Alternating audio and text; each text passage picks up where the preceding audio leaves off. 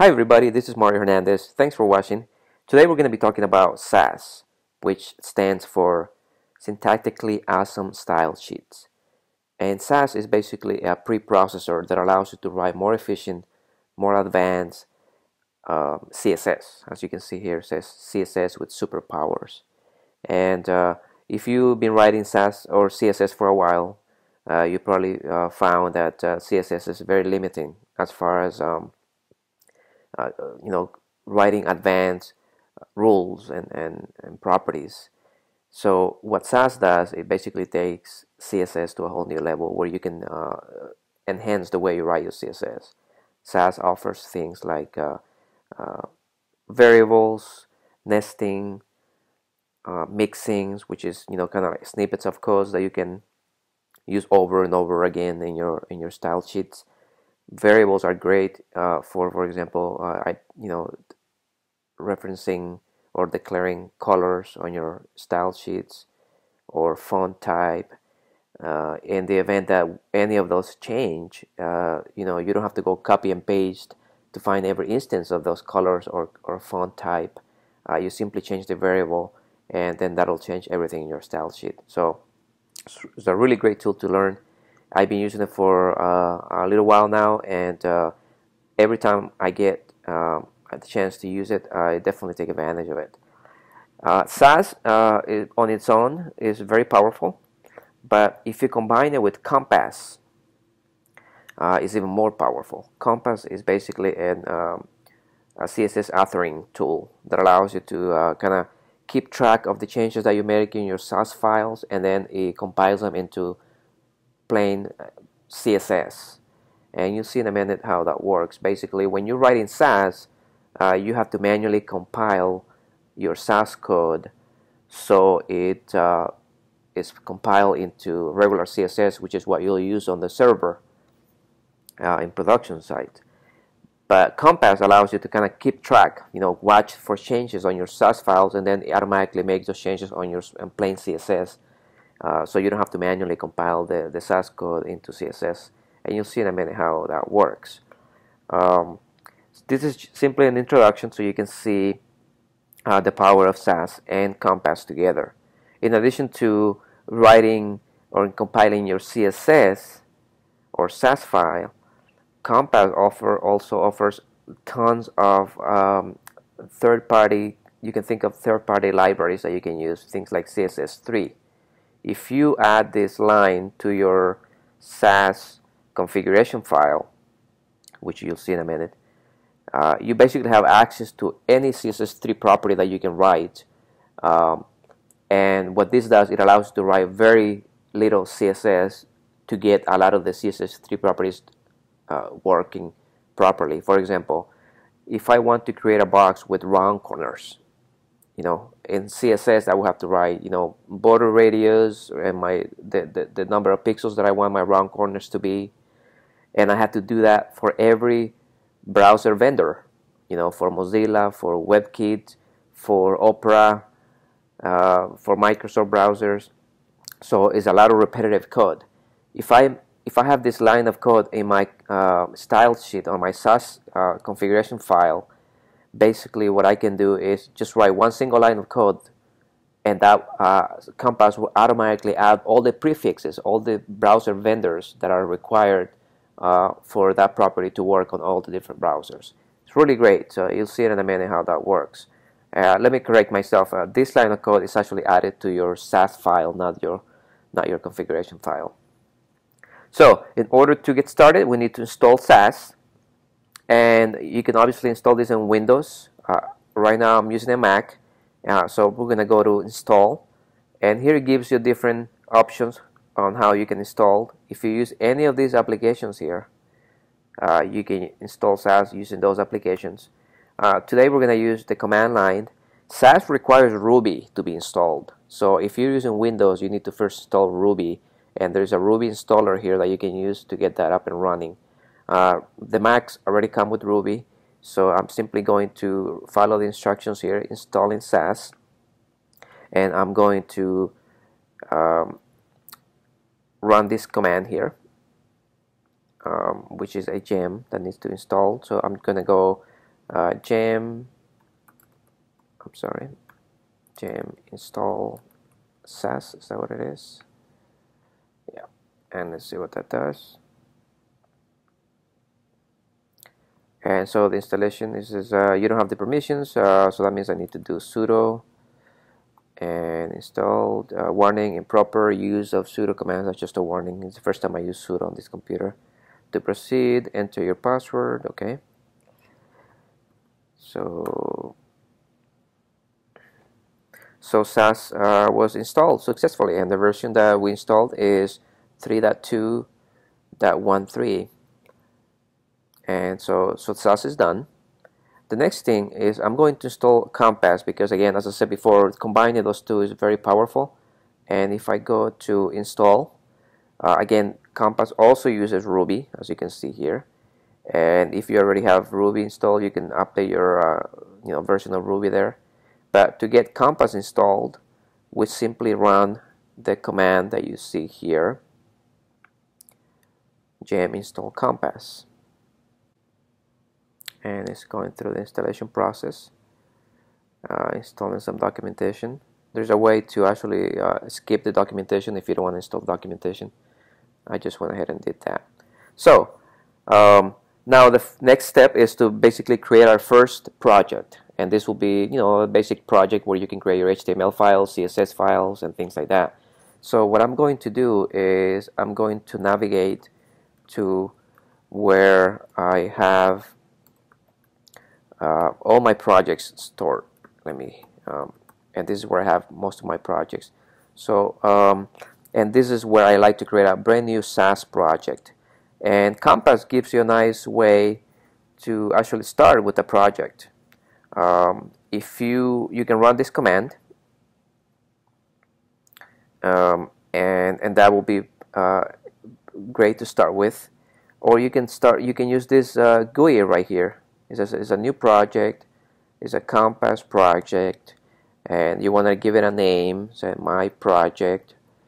And as you see down here, it automatically fills in everything for you.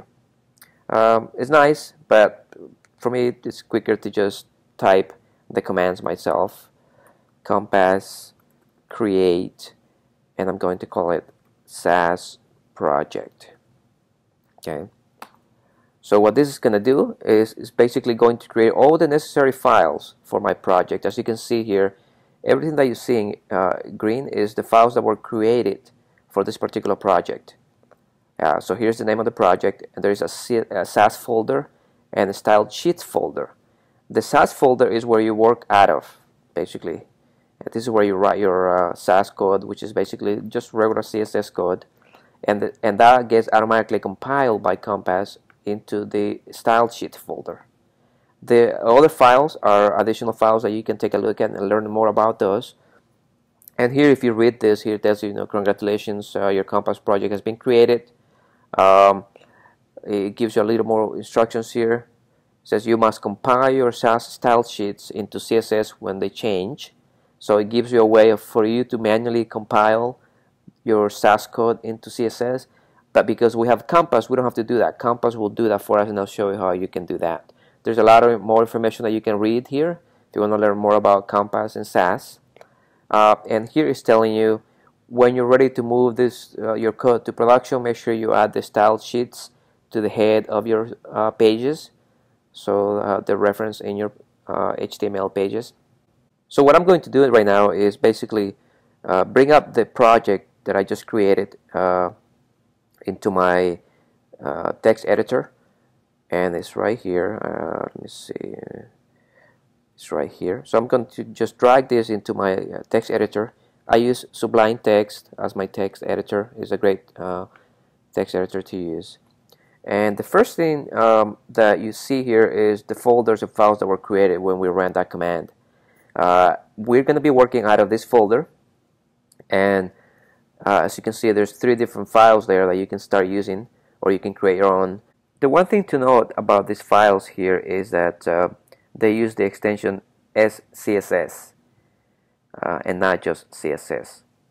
And there is another extension that Sass uses, which is the .sass, S-A-S-S. And so those are two types of syntaxes that you can use when you're writing your Sass code.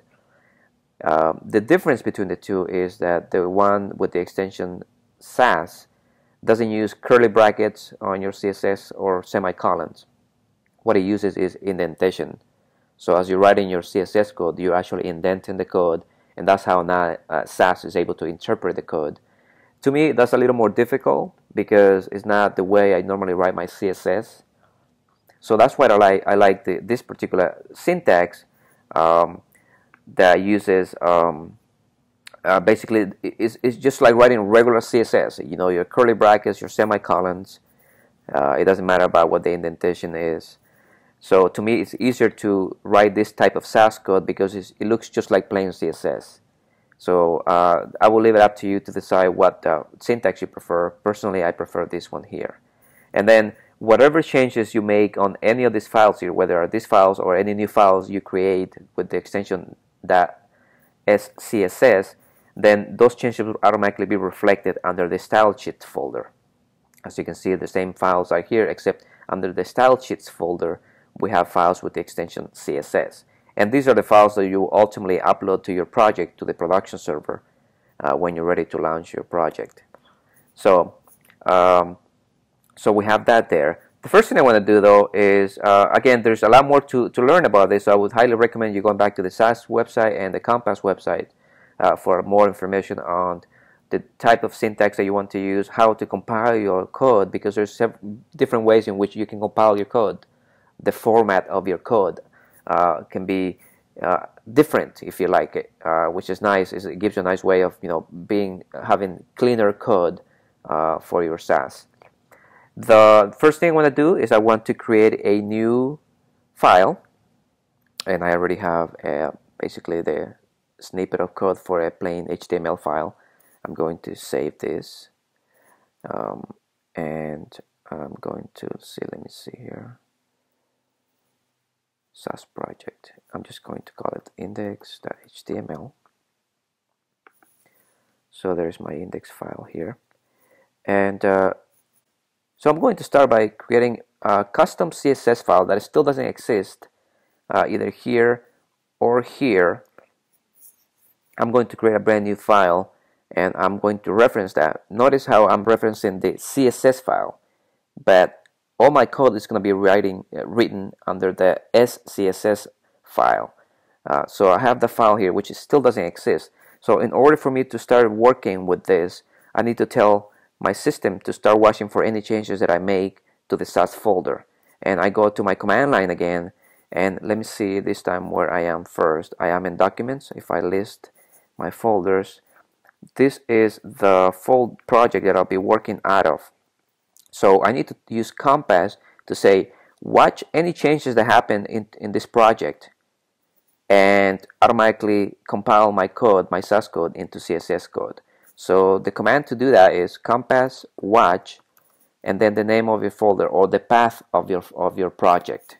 So you can actually be inside that. If I'm outside the project folder, I need to give Compass the path to that project folder.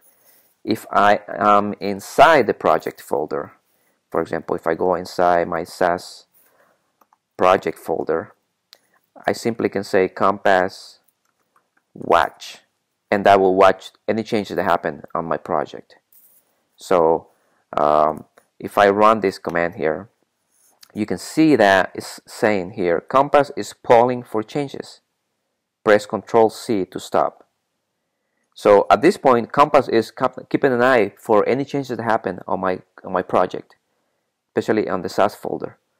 And then any changes that happen in the folder for CSS files, for SCSS files, are going to be automatically regenerated and compiled into regular CSS in the style sheets folder. So let me start by first creating a new CSS file, and I'm going to give the syntax of CSS. I'm just going to say this is my custom SCSS file. Okay, I'm going to save this file. I'm going to save it under the Sass folder. Okay, that's where I'm saving my file, and the extension for this file is going to be SCSS. I'm going to call it, what was it, styles? Is that the name that I referenced on my HTML page? I'll call it styles. Let me call it custom.scss. So I'm going to save that there. So before I go further, let me change this to custom. That's the name of it. And it's not CSS folder, it's the style sheets folder, style sheets folder, custom. The first thing, before I show you what just happened, is the first, if I go back to my command line, I'm not sure why. Let me just double check it real quick. Oh, my mistake. This is why. Somehow, because I gave it the extension myself, it added that CSS extension, because I had told, when I first created this file, I gave it the syntax down here of CSS. So when I named the file, it automatically appended the CSS extension. So let me remove this. Let me expand this folder so you can see here. While I remove that extra CSS extension, I'm going to rename this file. I'm going to rename, okay, so I'm just leaving it as custom.scss, and watch what happens as soon as I save this file. You see what happened here? A new file will just generate it. But here it's called custom.css file. Here is custom.scss file. And that's the file that I'm referencing here. I'm referencing the CSS version of the file. And let me show you what happened here on my command line. As soon as I save that file, because Compass is watching for changes, it says that it created stylesheets.custom.css file. So that tells me that Compass is doing its job, is watching for changes. And this will continue to happen as I continue to make changes to my CSS file. For example, right now I have nothing here, so if I go write traditional HTML here, this is a simple heading. And I'm going to write a paragraph here too. Let me open this little tool that I have to generate dummy content. Write that, paste this. Let's leave some code there. Actually, I'm going to copy this paragraph a couple of times. So I have 3 paragraphs. I'm going to give this paragraph the class of first. Okay, and this one the class of last. Just so I can do certain things with them. Okay, and that's my H1. If I go and go to my browser, do I have Apache running? Let me see, localhost. There we go. So that's my HTML page that I just created, and you can see nothing special here. So, but let me start styling this with CSS, or with Sass, I should say. So if I go my Sass file, right, I can say I'm going to start by simply starting with the body rules here. I'm just going to say background. I'm going to give it F9, nice light gray background. Color, it's going to be 333, dark gray. Font family, it's going to be Helvetica, Verdana, Arial, sans serif. Okay, line height 1.5, font size 16 pixels. What else? Okay, so that's good there. If I save this is my SCSS file, by the way. This is my Sass file. If I save this, what you'll notice on my command line, it says here overwrite. Basically what it's saying is there were changes made to the Sass file, and I overwrote the CSS file with the new changes. If I take a look at my CSS file, you see that the code is pretty much the same, no difference there. There's this comments here. This tells you where the Sass code originated, on your Sass file.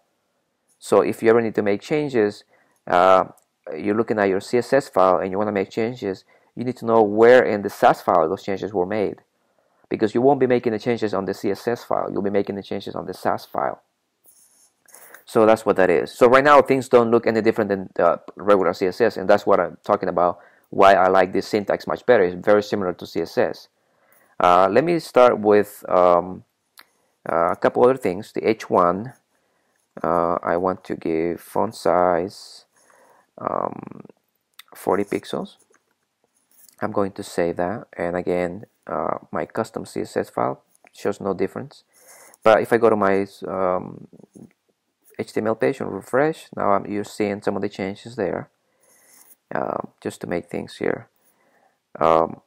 So let's do something with the paragraph. So I'm going to say paragraphs are going to be I'm going to give him a different color. I'm going to give him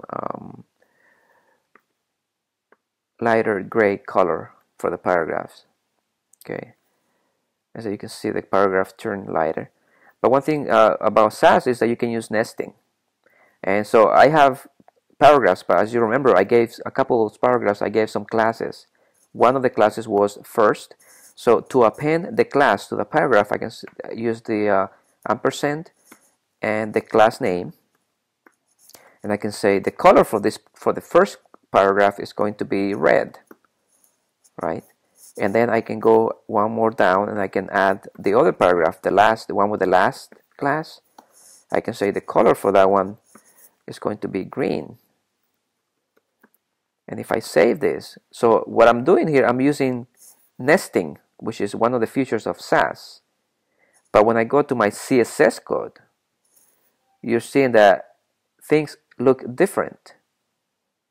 I started with the regular rule for the paragraph, and then that rule for the paragraph with the class first is now interpreted this way or compiled this way in CSS, and the one for the class last is compiled this way. And I didn't have to write this repetitive p dot first, p dot last. I simply wrote starting with a rule for paragraph, and then just added the classes first and the classes of last by nesting them there. But when I go to my HTML page and refresh, you can see that the changes are reflected there. Let me actually change this green to blue, so it's more noticeable there. And if I go to my command line, you can see Compass is watching for all the changes that I'm making. Let's do something more. Let's do some variables.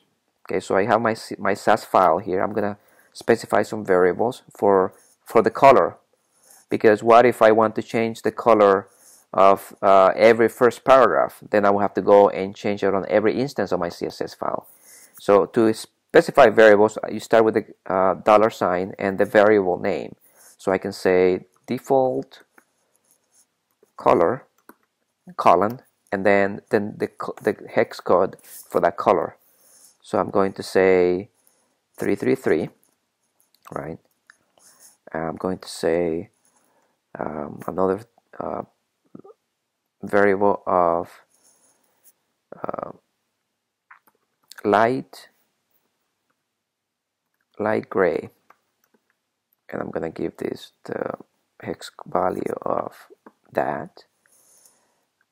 And what else can I do? I can say another variable for default font, and what I can do is I can grab this here and paste it here. Okay, and what this is going to do is I'm going to change that to default font. So as you can see here, this is the value of using variables. That let's say the font changes. I don't have to go every instance of my CSS file to change the new font name.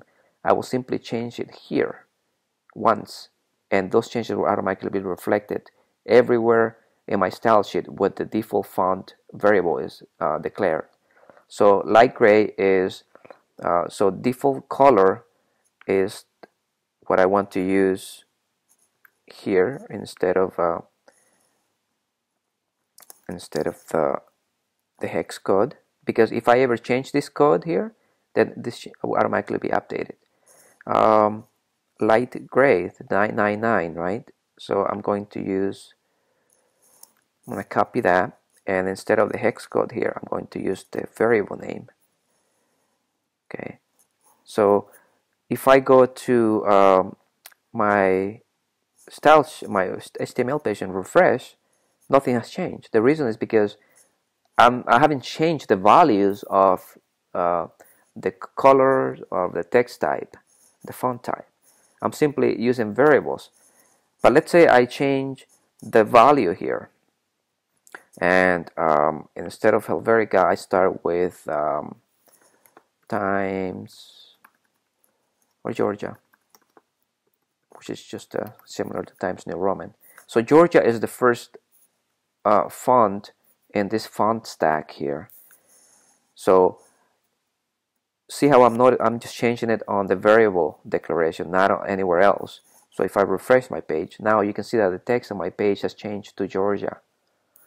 If I was using this default font anywhere else on my CSS file, then this will automatically be updated. And let's take a look at our CSS file. See how the body declaration now reflects Georgia as the first font, and you don't see any variables here because they're not declared here. This is just where the CSS is compiled into. The colors, see, 9999. The color for the here is 333333. So these are coming directly from the variables that we created here. So that's a nice way of being able to take advantage of variables. Let's take a look and see how we can use some mixing. Mixing is basically snippets of code that you can use over and over again in your CSS. And I have to remember what the syntax for that is. So if I go and I think I'm sorry, I will have to take a look at that and take a look at mixings. And here's where I need to go. So learn Sass. We're gonna go here. So these are all the different things that you can actually do with Sass. Mixins is one of them. So here's an example here. I was talking before how you can create a mixin like this. You predefine this mixing with all these variable names, and then when you're ready to use it on your CSS, you simply use this one line and it will automatically do it for you. In fact, let's do this. I'm going to copy this mixing into my Sass file. Okay. Basically, it's a border radius that uses a variable there. You can pass a value when you're ready to use it, and what I'm going to do is I'm going to grab this. I'm going to move it down. So here's my mixing. My mixing name is border radius, and I'm going to pass a value of what the radius I want it to be. And what this is doing also is using already all the predefined browser prefixes.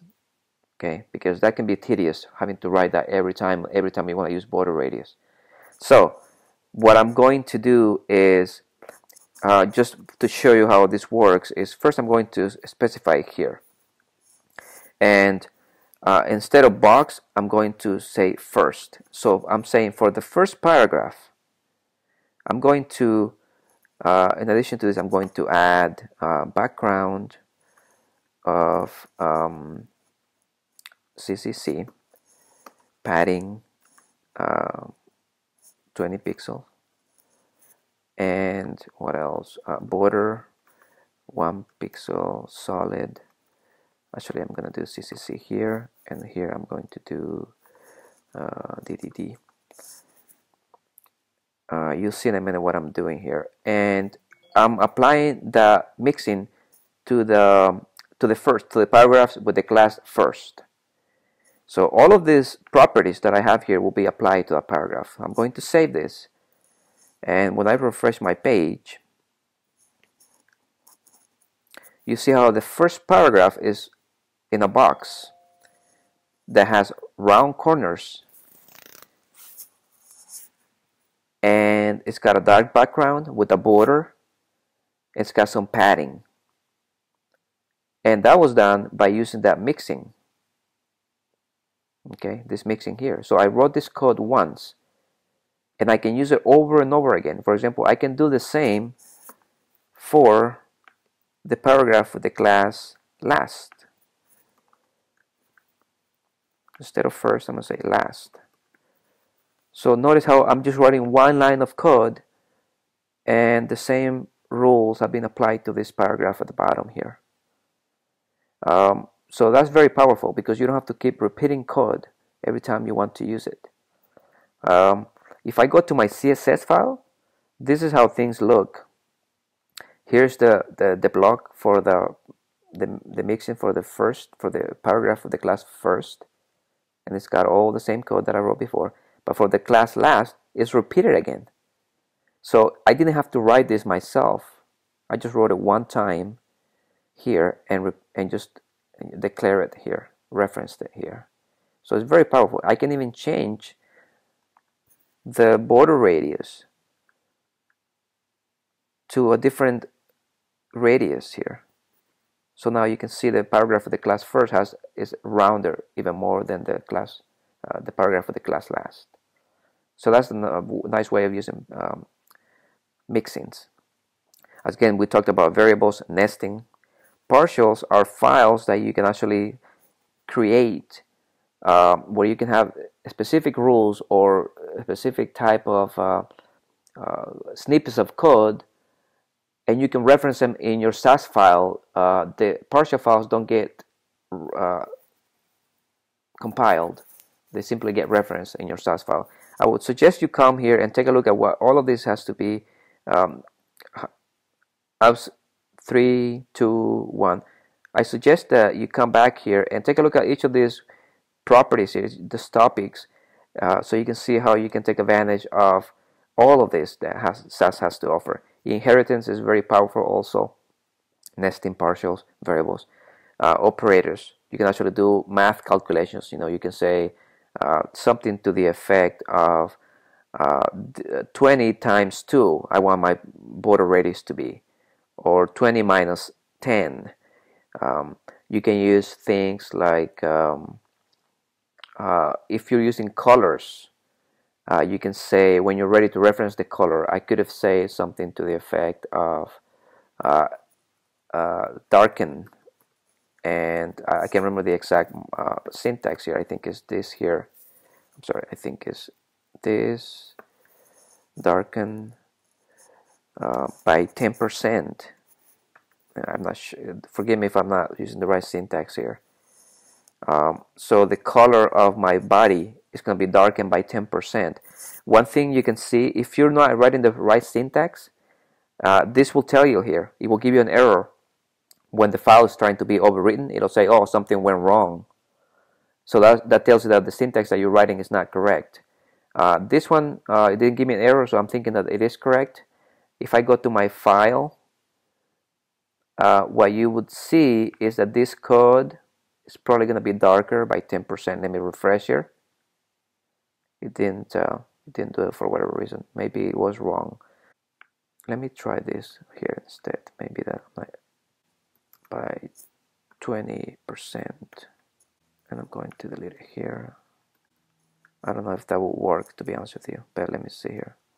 So what I'm doing there with the background is going to be darker by 20%. There we go. So you can see there, you can say, oh, I want that lighter, I want that darker. So those are some of the things you can do with Sass. And when you look at the CSS that was compiled for that, this is the code that was generated. This is 20% darker than what I had originally declared. That's the hex equivalent of that. Very incredible. So, Anyway, continue to look into this. Learn more about Sass. It's very powerful. As you can see, just a couple examples show you how you can write more efficient CSS without having to do repetitive code or having to go find and replace if something needs to be changed. You can use variables to change that, and you don't have to repeat yourself. So take a look, go back and see how you can take advantage of Sass. I guarantee you that once you start using Sass, you don't want to go back to CSS. And the nice thing about it is because it's so similar to CSS that you don't have to relearn the way you write code. It's just writing code a little more efficient, a lot more efficient actually. So again, that will do it. I know it's not a full blown out tutorial on how Sass works. It's just an introduction, but I hope that gives you an idea of the things you can do and how powerful Sass in combination with Compass can be. So thank you for watching. I hope that you learned a little bit, and thank you again for coming back and watching these tutorials. Take care. Bye-bye.